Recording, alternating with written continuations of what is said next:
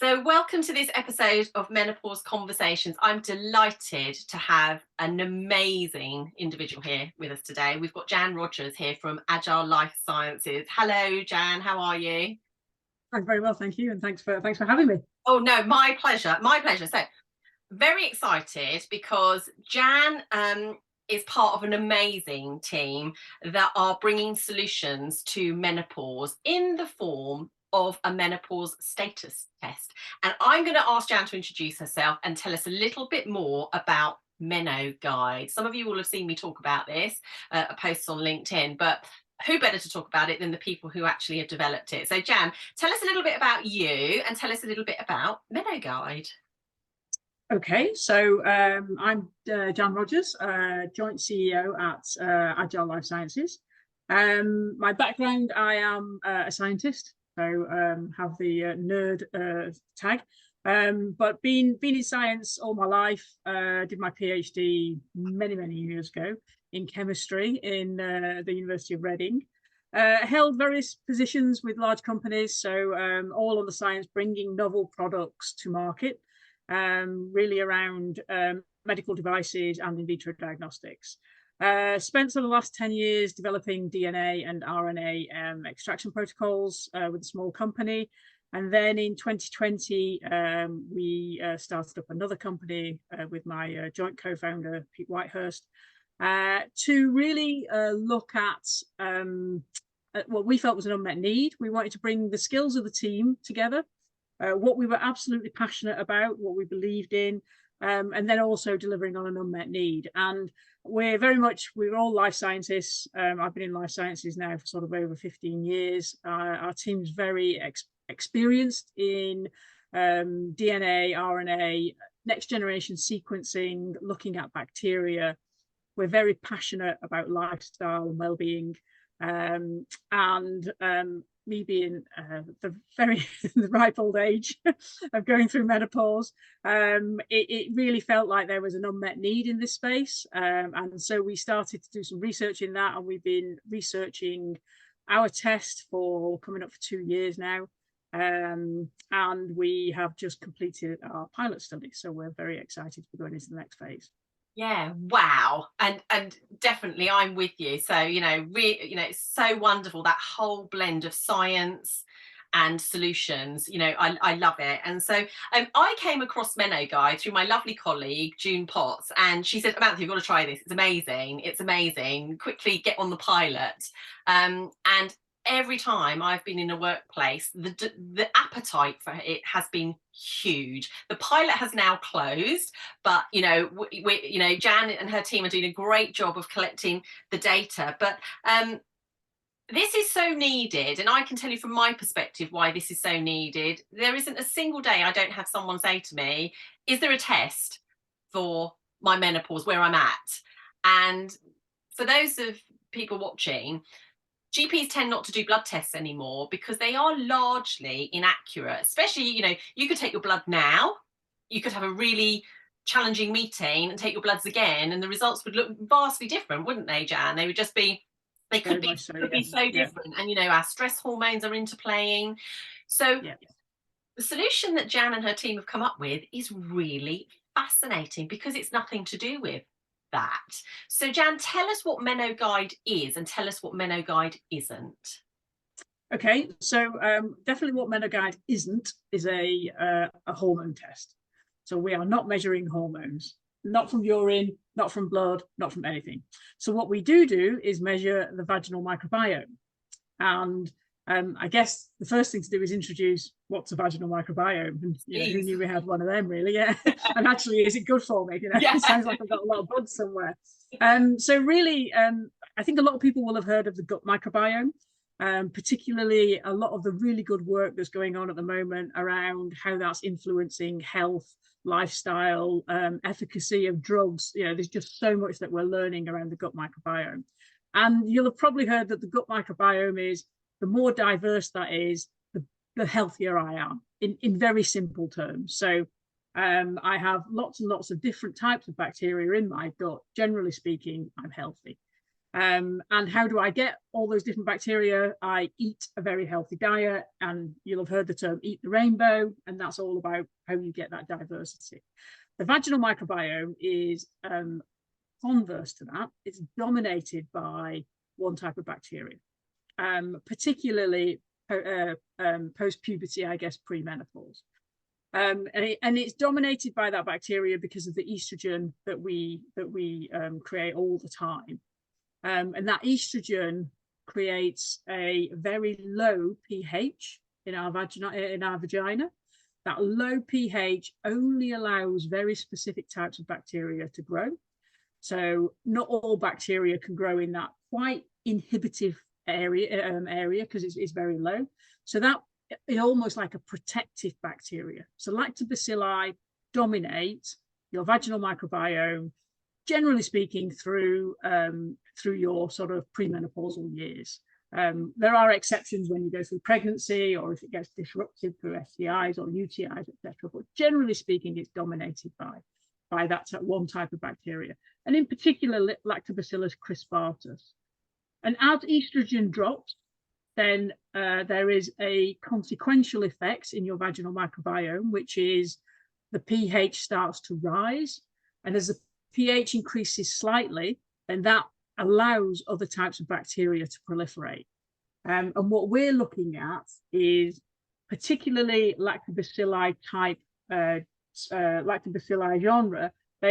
They have different species. So there are 4 main species: crispatus, gasseri, iners, and jenseni.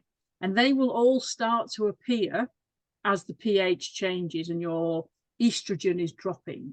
And so really our test is looking at these and trying to correlate these changes in pH and the presence of other bacteria with menopause status.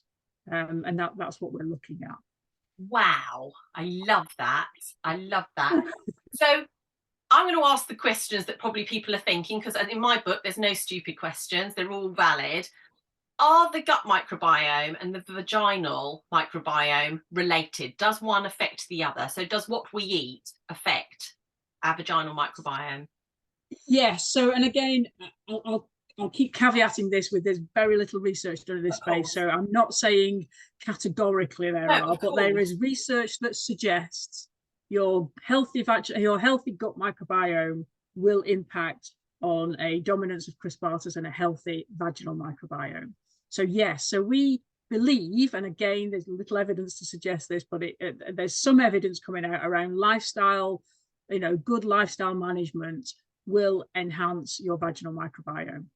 Yeah. So it's, we know good sleep reduces inflammatory markers. Inflammatory markers massively disrupt your estrogen receptors. And again, that can cause a disruption in your vaginal microbiome. Good health, so good food, good exercise, all of those things will definitely help.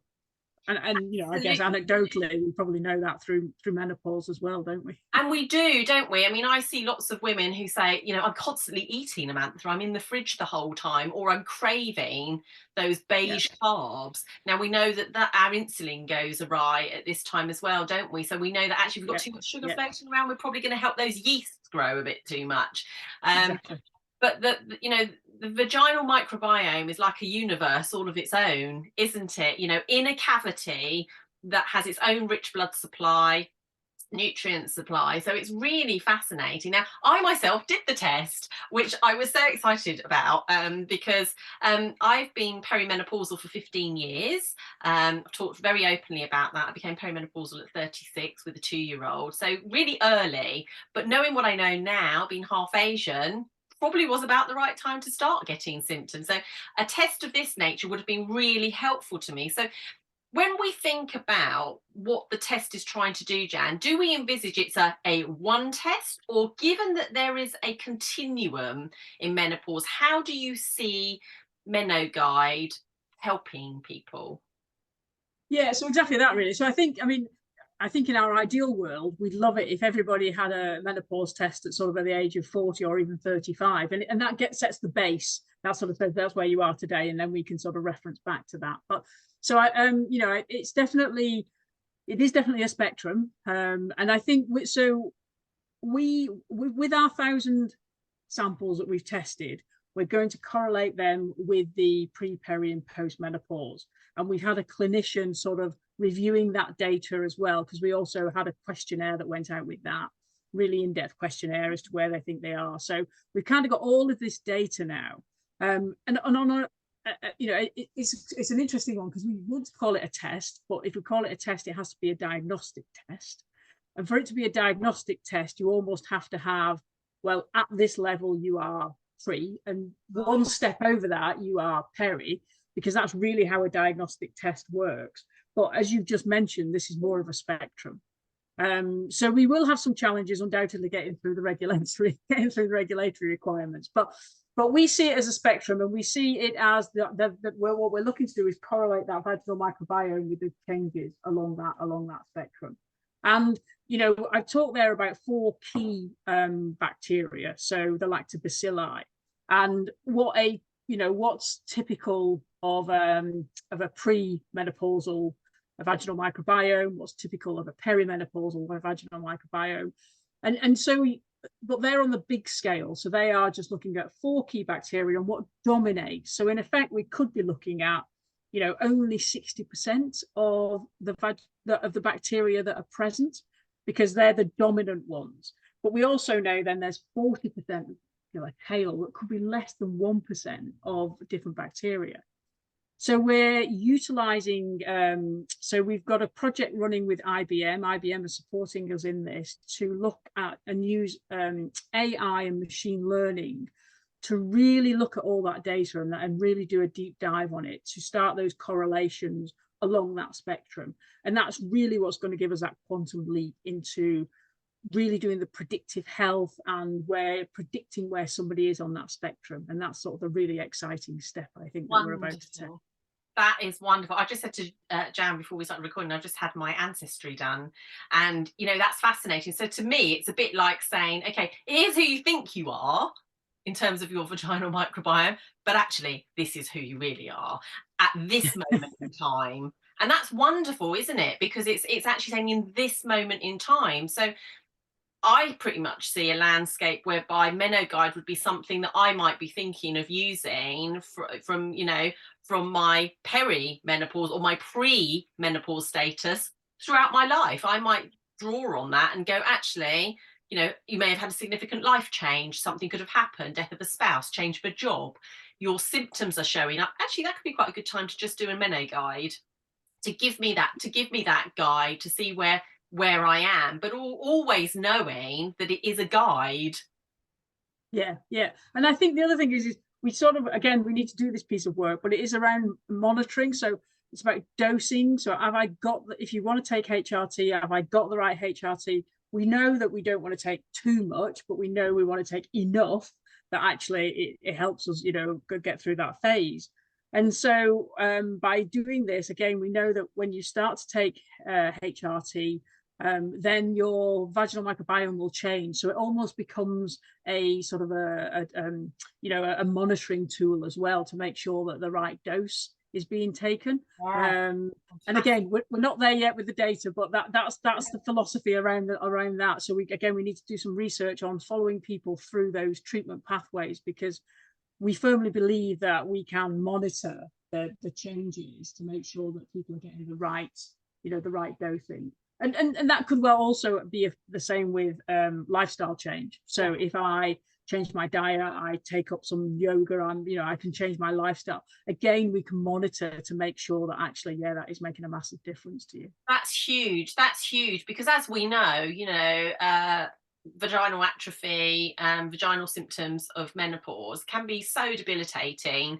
Exactly. And often we know that systemic estrogen is helpful, but localized estrogen in the form of a pessary cream can be super helpful. And as you say, diet, having those phytoestrogens, upweighing those in your diet, those can all be super helpful. And what I really find fascinating about this is it's a bit like for anyone who's been for breast cancer, you know, for breast screening. If you go for breast screening, or even if you go and get your eyes checked and take one of those retinopathy cameras, they get a baseline. So from that baseline, you're then able to see the changes, aren't you? And I think that's really, you and I were talking offline before, saying what do women really want? And our friend June always says, well, that's like the $1 million question. What do women want?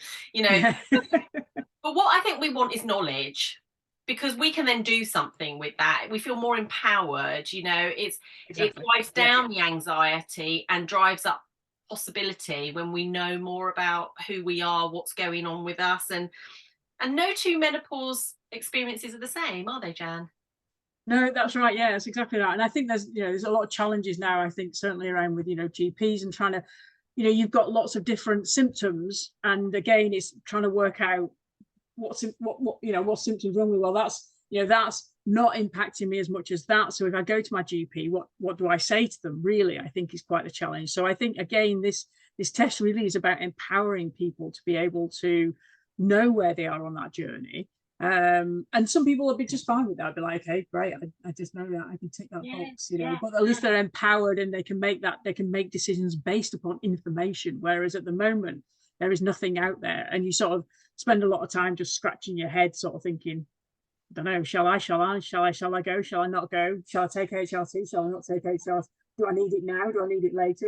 There's so many questions that we've all get to a certain age and you all go through it, don't you? It's like, well, I don't know what to do, really. Exactly. And then we draw on the unhelpful Dr. Google or social media, which is really not helpful at all. So shall we just tell people how it is? If I tell the bit of my end, what I did, once my sample arrives at you, can you say what tends to happen when the sample arrives at you? So basically, Menoguide is fantastic. I wish I'd kept the box, but it all comes in a really nice recyclable cardboard box. The instructions are all in there. There's a step-by-step instruction of what to do, how you prepare for it, when to take the test. It tells you how to take it, and it's got a really clever small piece of apparatus, which it's not like trying to pee into a test tube, because we've all been there, right? That's not fun for anybody. Does it matter, Jan, remind me, is it the first urine of the day, or is it just mid-flow? Can it be at any time? So it doesn't matter when you take it, no, but it is, so the little device is I sort of talk about it a bit like a shiwi, isn't it? It's a bit like a funnel. So it's a bit like a funnel, and you attach the little test tube to it, and the clever thing is it will only catch the first 10 mil. So it's not like you're trying to catch 10 million. You're in, out, oh, I missed some. Oh, it's that sort of stuff. So for us, it makes perfect sense because it gives us consistency. So every single sample has been collected. It's the first pass of the day. In our terms, that's great because it's got the most gunk in it. In your terms, very scientific. So it collects that, and then basically it's got a little ball cock in it, hasn't it? So that raises up, and as soon as it seals, everything else is discarded into the loo. It's so clever. It's so clever. And there was a little bit of liquid in the bottom, which is sort of, to keep to sort of preserve it, I would imagine. And it was really about, don't post it at the weekend. Make sure it can get to the laboratory in time. But it's all postage paid. It's all sorted out. You just get registered. A receipt to say that you sent that, and off it goes. So when it arrives at you, what happens? What's the process once my sample arrives at you? So once it arrives at us, we collect the samples for the day, and then we spin them down. So we use a centrifuge. That gives us all the gunk in the bottom, the solid stuff. The solid stuff. Yeah. So and then we discard everything else, and then we actually freeze that sample then until we have enough to run a full plate. So for us, it's important that we batch these things together. So once we've got 96, we then extract the DNA. So we put it through a process, but whereby we extract all the DNA from the sample. So we get your bacterial DNA, but we also get your human DNA. We then amplify the next lot. So we then say, actually, we only want to amplify, which is make lots and lots of copies of the bacterial DNA. So we then put that through what's called a PCR process, which you'll all be familiar with. It's what everybody had their COVID testing done with. So we put it through that, and that amplifies then all the bacteria. So we get billions of copies of the bacteria. And then we put it into another process which is called next generation sequencing. And you'll be familiar, I think, when people were looking at variants, COVID variants, they were looking for these little changes in the DNA, basically. So what we're looking at, in effect, we're doing that. So we're taking this string of DNA and we are looking at its coding of it. And then we're correlating that. So we've got our unique database that is very specific to vaginal bacteria, should I say. Because so you could have bacteria that are the same apart from one or two little coding differences, but one might be found in the bottom of the sea and one's going to be found in your vagina. So that's why it's very specific. Yeah, so we've developed our own very specific and unique database. So we correlate that data then with that bacteria, and then we also look at the abundance of, so what dominates. So the beauty about this is we can say, actually, you've got a relative abundance of 96% Lactobacillus crispatus, or Gardnerella vaginosis, or E. coli. So we can get down to species level and we can start to quantify exactly what's in that vaginal microbiome. And like I said, initially it's dominated by, if there's a dominance of a bacteria, it's relatively easy. But even if you're still 56 or 58%, you're dominated by, but it still means you've got this massive tail of other stuff. And at the moment, because of our system, we're kind of ignoring that other stuff. But actually, as we go into the AI learning and machine learning, we'll really be able to process on that other stuff as well. So we get that data. It then has to get number crunched a lot through various different spreadsheets. And you'll see our scientists sort of, spending 3 days just doing this. The outcome of that then is we get that relative abundance, and we have 3 measurements that we use to say whether or not somebody's pre, peri, or post. So the first one is what type of lactobacilli they have, if they're there. And we talked about lactobacilli crispatus, the 4 different types, Jensenii. And these correlate to what you call a community state type. And that community state type is typically pre, peri, or post. So again, we can start to say, right, okay, so you are dominated by that. So based upon that information, you're more likely to be peri. And then the next set of data, we look at the percentage of lactobacilli. So if you're dominated by lactobacilli, 77% and over, you're likely to be pre. If you're mid-range, you're likely to be peri. And if you've got very little lactobacilli, you're likely to be post. And then the third measurement, again, is our unique measurement, whereby we've quantified every bacteria as what we call protective, commensal, or infective, or disruptive. And we've given them a score. So obviously those that are protective get a high score, those that are disruptive get a low score. We do take all the bacteria that are present in that sample, and we give what's called a vaginal microbiome measurement. You may have seen that, VMM. And again, from that, we can start to predict whether or not somebody is pre, peri, or post. We take all 3 measurements, because sometimes you might have 2 that are peri and 1 that's pre. So we sort of take the dominance, and then we sort of give a likelihood of whether or not you're pre, peri, or post. Honestly, I could talk to you all day. I find it fascinating. It really drives up my DNA for being back in the laboratory. I love science like this. It's just amazing. And so that's what's going to be really, really helpful, isn't it? And that's what we're coming to you, because we haven't got that bit for you yet. So you'll be getting your report very soon, which will give you that. I think we should do a part 2.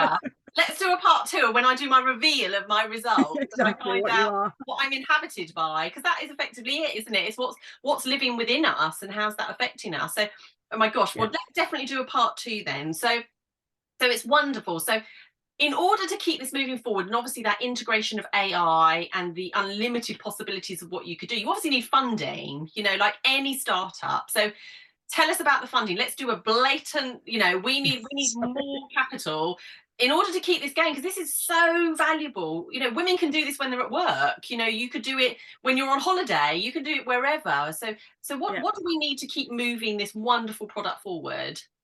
Yeah, so for us, you're right, we're a startup. We were self-funded for a little while. Obviously, we need investment in big equipment, etc. And the pilot study for the pilot study, we got an Innovate UK grant. which was great. So we were part funded by private investors, and we got an Innovate UK grant, which was really to drive that pilot study, to invest in our sort of in our team and the equipment. So we did that. That was for 400k. We spent the last sort of 8 months delivering on that. We've got to the end of that now, and as I expected, we've kind of run out of money. So we are now fundraising. We have applied for another UK Innovate grant, but it does require private equity. So we are raising 500k at the moment, 300 of which we're hoping to get through the grant and the private funding. So yeah, any help in that area, if anybody knows anybody. You bet. I'll be making that very clear when I attach a LinkedIn post to this. So, because that's how we drive change. We need people backing, amazing people like Jan and Agile Life Sciences and all her team to really make differences to women and to other groups, you know, but it can only happen if people invest and put the pound behind it. That's what's going to help. So Jan's a very busy lady. She's got to be somewhere else very shortly. But just before she goes, Jan, what's your hope for the future when it comes to menopause? Yeah, I think the hope for the future really is, I mean, you know, it's inevitable. We're all going to go, every single woman's going to go through menopause. So it's not about really solving it or changing it. It's about helping women and empowering women through it. Because I think knowledge, to your point, I agree with you entirely. Knowledge is power for me. You know, if I know what's happening to me, then I am far more comfortable, because we all like to be in control. So, so for me, this is really about, you know, I do believe that if people can understand sooner when these changes are happening, what's happening, what information they have, then they're empowered to basically to lead their own life. You know, I know if I want to change my lifestyle, I'll know if I want to go into HRT, I'll know, you know, if I don't want to do anything. All of those things are options, and they're all perfectly acceptable. But I think it then becomes, I know I've stepped into this next part of my journey, and now I'm in control of it, and I know what to do with it. So for me, that something like this test would just massively help that. And I think, you know, the more people that we can, you know, I'd love it to be available, and the NHS is obviously the route to go, but we know how challenging the NHS is as well. So well, whatever I can do to support you, Jan, I'm all in. I think, you know, what a wonderful thing to be bringing into the world for women, to give more choice, more advocacy, to be the architect of their own lives, as you say. So let's do a part 2, but for now, Jan, thank you so much for your time. Perfect. Thank you very much. Appreciate that. Thanks.